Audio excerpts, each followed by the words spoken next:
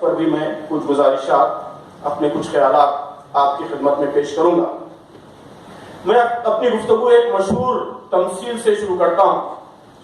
بہت مشہور تمثیل ہے اور اکثر زیر بحث آتی ہے کہ فرض کیجئے کہ ٹائم مشین میں بٹھا کر 19ویں صدی کے کسی سرجن کو کسی ماڈرن ہاسپٹل کے آپریشن تھیٹر میں آج پہنچا دیا جائے، 19ویں صدی کے سرجن کو۔ آپ تصور کیجئے، تصور کی آنکھ سے دیکھیے کہ اس سرجن کا کیا رسپانس ہوگا۔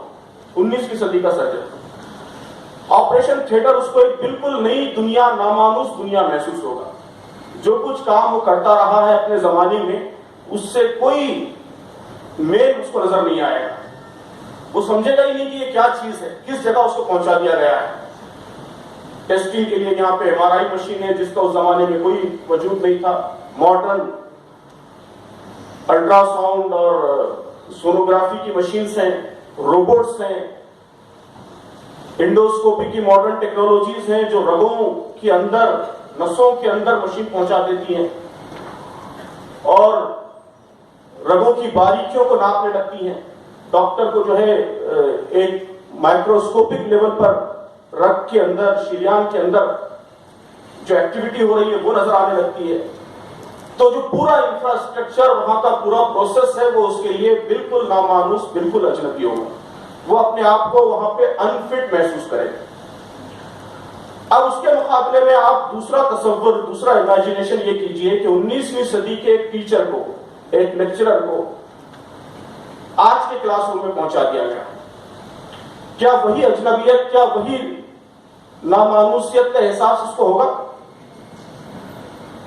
بڑی تبدیلی نہیں ہوگی، اکثر جگہوں پر کہیں کہیں ہوگی، لیکن زیادہ تر بڑی تبدیلی محسوس نہیں کرے گا۔ اسی طرح کا بلیک بورڈ اور اسی طرح کی کلاس روم اور اسی طرح لیکچر کا میتھڈ، کوئی بڑی تبدیلی، کوئی بڑا چینج محسوس نہیں ہوگا۔ تو اس تمثیل سے کیا معلوم ہوتا ہے؟ اس تمثیل سے یہ معلوم ہوتا ہے کہ دنیا کی تبدیلیاں جس طرح ہر پروفیشن پر اثر انداز ہو رہی ہیں، ہر رول کو متاثر کر رہی ہیں، ٹیچر کا رول، استاد کا رول بہت زیادہ متاثر نہیں ہو رہا ہے۔ حالانکہ سب سے زیادہ استاد کا رول متاثر ہونا چاہیے، اس لیے کہ استاد کا کام تو مستقبل سازی کا کام ہے، فیوچر میکنگ کا کام ہے۔ اسے صرف فیوچر کے مطابق ہم آہنگ نہیں ہونا ہے، بلکہ فیوچر کی تشکیل کرنا ہے، اپنے زمانے سے آگے رہنا ہے۔ تو بدلتے دور کے تقاضے کیا ہیں اور اس میں ٹیچر کا کیا کردار ہونا چاہیے، اس پر ہمیں کچھ گہرائی کے ساتھ غور کرنے کی ضرورت ہے۔ بہت ساری تبدیلیوں پر بات ہو سکتی ہے، میں 4-5 بڑی تبدیلیوں پر یہاں گفتگو کرنا چاہوں گا۔ پہلی بڑی تبدیلی، بدلتے دور کی پہلی خصوصیت، حیرت انگیز خصوصیت، انقلاب آفرین خصوصیت، وہ معلومات کا دھماکہ ہے۔ علم کی پیداوار میں غیر معمولی اضافہ، حیرت انگیز اضافہ۔ جس تیزی سے علم بڑھ رہا ہے، علم پیدا ہو رہا ہے، نالج پروڈیوس ہو رہا ہے، یہ آج سے 50 سال پہلے، 100 سال پہلے اس کا تصور بھی نہیں کیا جا سکتا تھا۔ ہم سب واقف ہیں بیکمسٹر فلر کے چارٹس۔ بیکمسٹر فلر ایک امریکن آرکیٹیکٹ اور مصنف گزرا ہے، اس نے نالج ڈبلنگ کروز ڈیولپ کیے تھے۔ نالج ڈبلنگ کروز کہ علم کس رفتار سے ڈبل ہوتا ہے، دنیا میں جو ٹوٹل نالج ہے اس وقت کتنے سالوں میں وہ ڈبل ہوتا ہے، یعنی دگنا ہو جاتا ہے۔ تو اس کا انالیسس یہ ہے کہ سن 1900 میں، آج سے 125 سال پہلے، 116 سال پہلے، 20ویں صدی کے آغاز میں، سن 1900 میں نالج ڈبل ہونے کی رفتار 100 سال تھی، یعنی 100 سال میں دنیا کا نالج ڈبل ہو جاتا تھا۔ ہر سبجیکٹ میں الگ الگ ہے، لیکن اوورال سم ٹوٹل نالج 100 سال میں دنیا میں ڈبل ہو جاتا تھا۔ اس کا کہنا ہے کہ دوسری جنگ عظیم کے بعد 1944 میں یہ دورانیہ گھٹ کر صرف 25 سال رہ گیا۔ 25 سال میں نالج ڈبل ہونے لگا۔ آج 2016 میں سچویشن یہ ہے کہ ہر 14 مہینوں میں نالج ڈبل ہو جاتا ہے۔ 14 منتھس میں، 14 مہینے کے عرصے میں دنیا کا ٹوٹل نالج ڈبل ہو جاتا ہے۔ یعنی نالج ڈبل ہونے کے لیے آج سے سوا 116 سال پہلے 100 سال لگتے تھے، وہ دورانیہ گھٹ کر اب صرف 14 مہینے رہ گیا ہے۔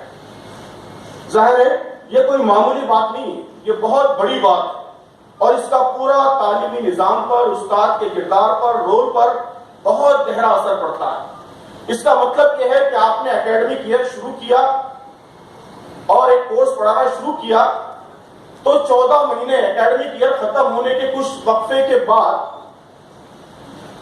جو کورس آپ نے پڑھانا شروع کیا تھا اس کا ایک بڑا حصہ ارریلیونٹ ہو جائے گا۔ نالج ڈبل ہونے کا مطلب اسی سے ریلیٹڈ ایک اور کنسپٹ ہے half life of knowledge. Half life of knowledge کا مطلب یہ ہے کہ وہ پیریڈ جس میں آدھا نالج ارریلیونٹ ہو جاتا ہے، آبسولوٹ ہو جاتا ہے، یعنی غلط ثابت ہو جاتا ہے آدھا نالج۔ تو اگر 14 مہینے نالج ڈبل ہونے کی رفتار ہے تو اس کا مطلب یہ ہے کہ 14 مہینے کے عرصے میں جو کچھ باڈی آف نالج ہے اس کا ایک بڑا حصہ ارریلیونٹ ہو جائے، آؤٹ آف ڈیٹ ہو جائے۔ اب ہم نے 1996 میں 97 میں انجینئرنگ مکمل کی، الیکٹرانکس اینڈ کمیونیکیشن انجینئرنگ۔ اب میں یاد کرتا ہوں کہ اس زمانے میں ہم جو سبجیکٹس پڑھے، جو کچھ لیبارٹری میں ایکسپیریمنٹس کیے، جو کچھ ہم کو پڑھایا گیا، آج مارکیٹ میں وہ کہیں موجود نہیں، وہ ٹوٹلی آؤٹ آف ڈیٹ ہو چکی چیزیں۔ اس زمانے میں جن کمپیوٹرز پہ ہم کام کرتے تھے اس کی اسپیڈ آج جو معمولی ترین موبائل فون ہے، سستا ترین 600 روپے کا جو موبائل فون ہے، اس موبائل فون کی اسپیڈ ہمارے ایڈوانس ترین جو ہمارے کالج میں کمپیوٹر ہوا کرتے تھے اس سے زیادہ ہے۔ تو یہ اتنے بڑے پیریڈ کے بعد ہو گیا ہے، تو ہر 14 مہینے میں آپ کا ٹوٹل نالج کا ایک بڑا حصہ ارریلیونٹ ہو رہا ہے۔ جو کچھ آپ نے پڑھانا شروع کیا ہے سال کے آغاز میں، سال ختم ہوتے ہوتے اس کا ایک حصہ ارریلیونٹ ہو رہا ہے۔ تو ظاہر ہے کہ یہ بہت انقلاب آفرین چیز ہے۔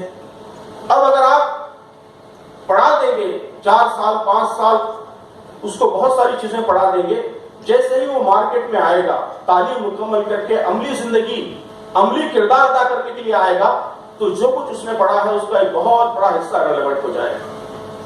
اب اس سے آگے بڑھ کے جب انٹرنیٹ آف تھنگس شروع ہو جائے گا تو یہ پریڈکٹ کیا جا رہا ہے کہ یہ عرصہ اور گھٹ کے 2 مہینے رہ جائے، 2 مہینے کے اندر دنیا کا نالج ڈبل ہو جائے، ڈبل ہوتا رہے۔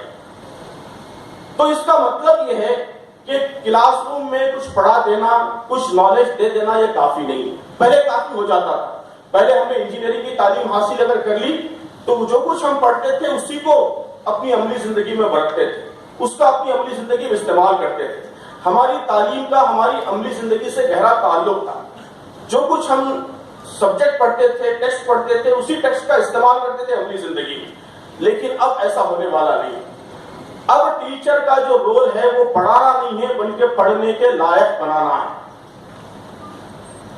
Teaching how to learn, lifelong learning کے لیے طالب علم کو تیار کرنا، یہ ٹیچر کا رول ہے۔ کہ صرف پڑھا دینا کافی نہیں ہے بلکہ زندگی بھر پڑھتے رہنا ضروری ہے، اور زندگی بھر پڑھتے رہنے کے لیے طالب علم کو تیار کرنا اور اس کے اندر وہ ایٹیٹیوڈ پیدا کرنا کہ وہ زندگی بھر پڑھتا رہے، یہ گویا اس کا استاد کا اصل مقصد ہے۔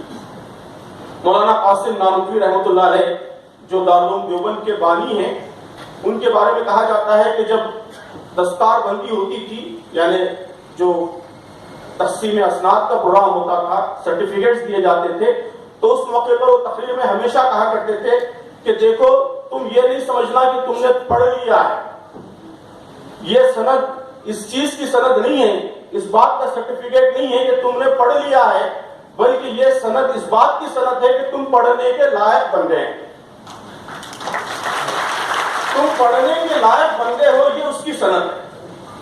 تو استاد کا رول اب پڑھانے کا رول نہیں ہے بلکہ پڑھنے کے لائق بنانے کا رول ہے۔ تو یہ رول میں بہت بڑی تبدیلی ہے، بہت بڑی ہمالیائی تبدیلی ہے۔ آپ کے پڑھانے کا انداز، آپ کی لیسن پلاننگ، آپ کا کلاس روم میں آپ کی ایکٹیویٹی، آپ کا بیہیویئر، یہ سب چینج کر دیتا ہے کہ مقصد پڑھانا نہیں ہے بلکہ پڑھنے کے لائق بنانا ہے، لائف لانگ لرننگ کے لیے اس کو تیار کرنا ہے۔ تو یہ میں سمجھتا ہوں کہ پہلی بڑی تبدیلی ہے جس پر میں روشنی ڈالنا چاہتا تھا۔ دوسری بڑی تبدیلی اسی سے متعلق، اسی سے ریلیٹڈ، کہ جہاں نالج غیر معمولی تیزی سے بڑھ رہا ہے، नॉलेज प्रोडक्शन की रफ्तार इंतहाई तेज हो गई है, तो उसी से मुतालिक एक बड़ी तब्दीली नॉलेज का एक्सेस है कि एक्सेस बहुत ज्यादा बढ़ गया है। एक्सेस टेक्नोलॉजी ने नॉलेज का एक्सेस बढ़ा दिया है। ये जो इंफॉर्मेशन एंड कम्युनिकेशन टेक्नोलॉजी है, इसके बारे में कहा जाता है कि दिस इज ग्रेट लेवलर, कि लेवलिंग का काम उसने किया है। कि आज से पहले सिचुएशन ये थी कि दुनिया बटी हुई थी, दुनिया बटी हुई थी, बोलने वाले कुछ महदूद तादाद के लोग थे जो बोलते थे, जो यहां स्टेज पर बैठते थे, जो बोलते थे, और बाकी सारी दुनिया उनको सुनती थी। तो बोलना एक एजाज की बात थी कि लंबी मेहनत के बाद, काफी काबिलियत हासिल करने के बाद बोलने का मुकाम हासिल होता था, और चंद ही लोग बोल सकते थे, बाकी सारी दुनिया सुनती थी। हम बड़े बड़े लोगों की तकरीरें सुनते थे, रेडियो पे चीजें सुनते थे, टेलीविजन पे लोगों को देखते थे। तो टेलीविजन पे अगर कोई आकर बोलता है तो बहुत बड़ा आदमी होता था, रेडियो पर अगर कोई आके बोलता था तो बड़ा आदमी होता था। तो कुछ बड़े लोग थे जो बोलते थे और बाकी आम लोग थे जो सुनते थे। कुछ बड़े लोग थे जो लिखते थे, लिखना एक बहुत बड़ी बात थी, और चंद लोगों को ही लिखने का एजाज हासिल था। अगर कोई लिखता है तो इसका मतलब यह है कि वो बड़ा आदमी है और उसने कोई गैर मामूली कारनामा अंजाम दिया है, और बाकी सारी दुनिया सुनने पढ़ने वालों की दुनिया थी। अब ये लेवलिंग हो गई है कि कम्युनिकेशन इंफॉर्मेशन टेक्नोलॉजी एक ग्रेट लेवलर के तौर पर वो आया है। अब बोलने वालों की, सुनने वालों की तफरीक खत्म हो गई, हर आदमी बोल रहा है। एक 10th क्लास का स्टूडेंट है तो उसके जहन में भी कोई आइडिया है, वो रिकॉर्ड कर देता है, डाल देता है इंटरनेट पे, सारी दुनिया सुनती है। उसके पास गैर मामूली आइडिया है तो वो वायरल हो जाता है। बड़े बड़े लोगों की बातें वायरल नहीं होती, लेकिन एक मामूली तालिब इल्म ने कोई गैर मामूली बात कह दी, वो तेजी से दुनिया में फैल जाती है। स्कूल का बच्चा है, वो ब्लॉग लिखता है और सारी दुनिया उसको पढ़ती है। तो एक्सेस, इंफॉर्मेशन का जो एक्सेस है, नॉलेज का जो एक्सेस है, इसमें गैर मामूली इनकलाब वाक़ई हुआ है।